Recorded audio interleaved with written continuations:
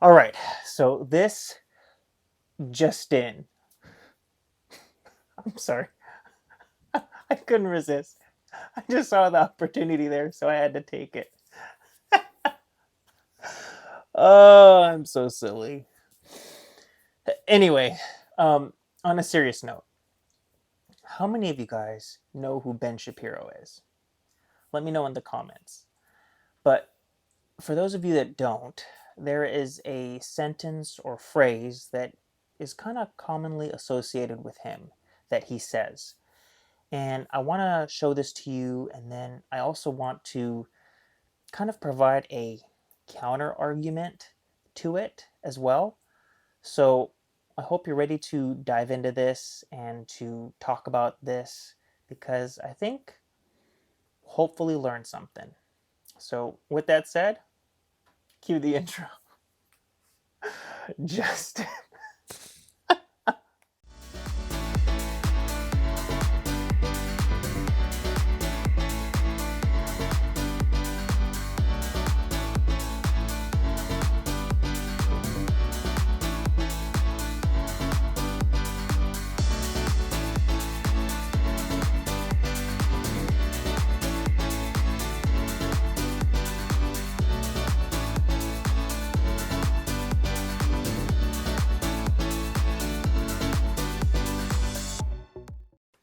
all right, so to kick things off, I want to show you a clip of Ben Shapiro on the Piers Morgan Uncensored show.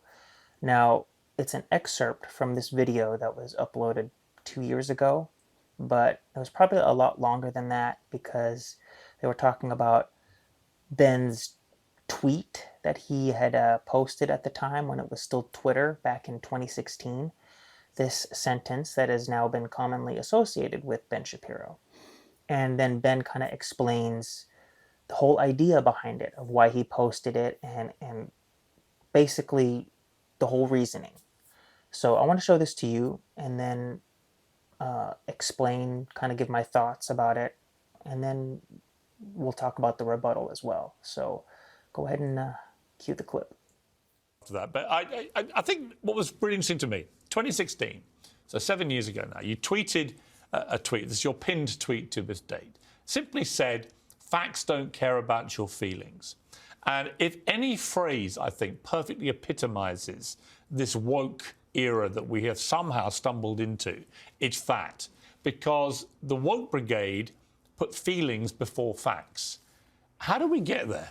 Well, I mean, culturally speaking, I think that what happened is that the value of subjective authenticity became the core to pretty much everybody. So the idea of individualism was taken to its logical extreme, which was, I'm so important and everything I feel is so important that I can ignore the rest of reality. And in fact, reality is an imposition on me. Institutions, rules, roles, the rules of the road, all that sort of stuff, it's an imposition on who I truly am. And in order for me to be actually free, I have to speak my truth. Now, as I've said and you've said, there's no such thing as my truth, right? There's your opinion and then there's the truth. But as soon as you start speaking in terms of my truth, as soon as you start saying, well, there's how I feel about the world, and how I feel about the world is the core of me, what that also does is it means that other people are aggressing on you when they disagree with you. Because obviously a shared reality means that we can disagree about things out here, but we sort of as human beings are intact. But the moment that you start to identify your truth with the truth, then anybody attacking your truth is attacking you as a human being. And I think that that's where we've gone, is this movement away from, we're having a political debate, but again, we can go out and have a drink afterward because we are not the political debate. The political debate's a different thing.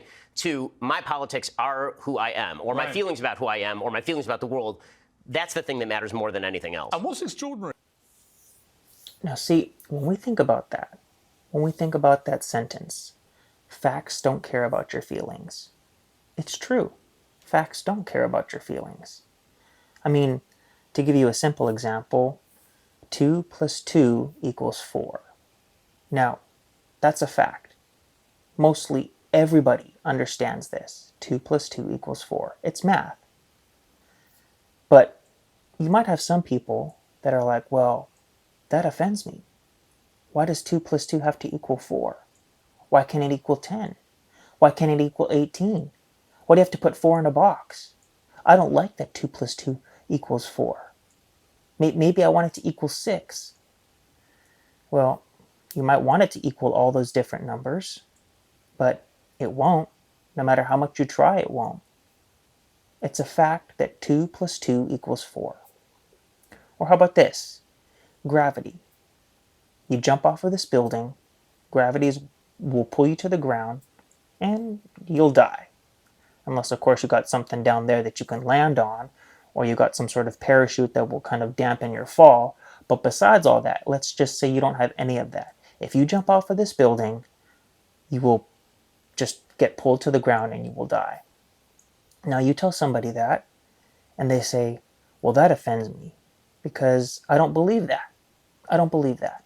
I should be able to jump off this building and float. Or I should be able to jump off this building and actually just be able to walk. Like I shouldn't even be able to fall. Well, go ahead and try to jump off of that building then and see what happens.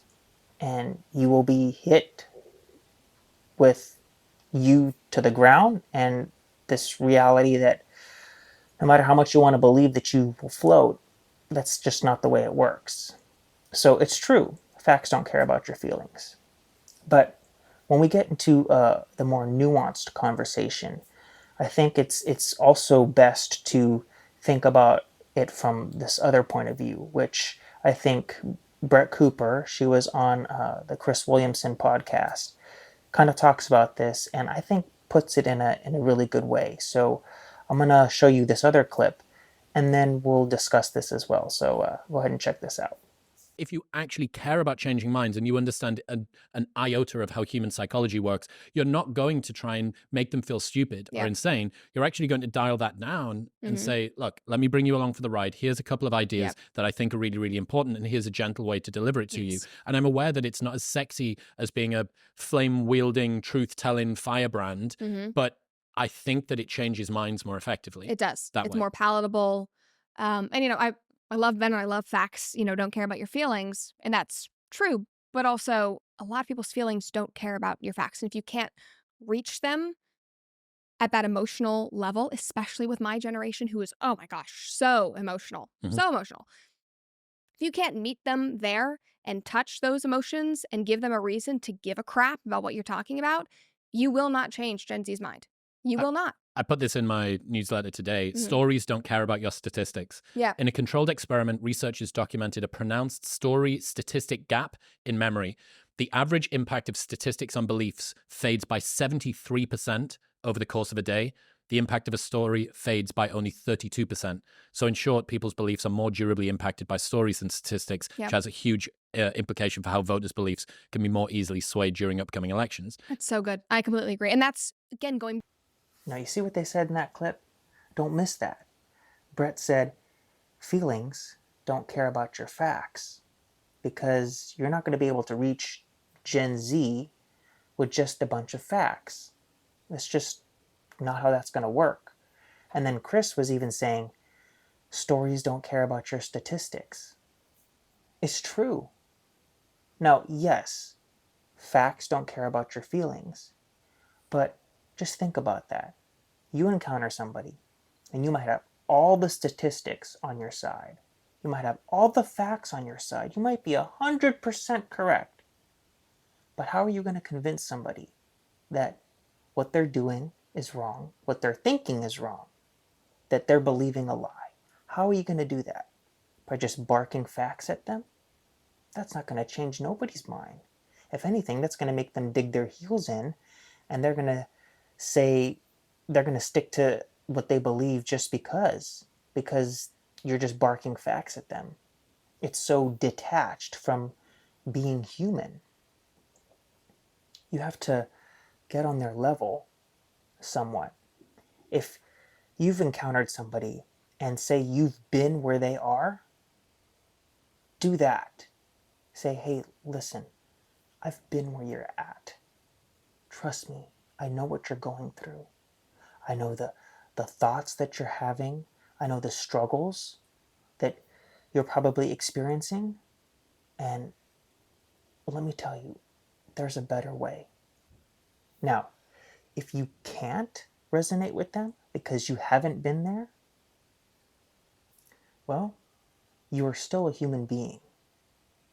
Say, look, I might not understand exactly what you're going through because I probably have not been exactly where you are. But let me just say, I struggle too. I'm a human being and I have my own sets of struggles. So trust me, I get it. On some level, I get it because I struggle. But there is a better way.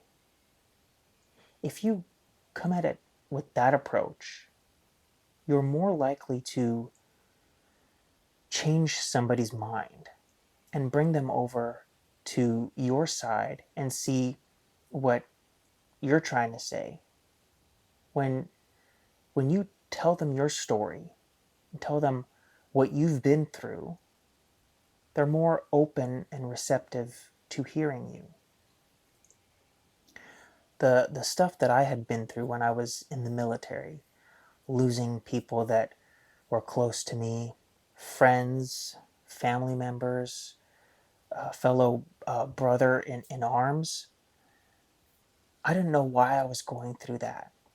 And then later on, one of my coworkers, flight mates, was experiencing something similar. And for me to be able to resonate and talk to her and tell her, I've been where you are. Trust me. I've been there. For that mere fact of being able to resonate with somebody on that level is huge. So, yes, facts don't care about your feelings, but feelings also don't care about your facts. So, which one are you going to choose? Which approach are you going to choose?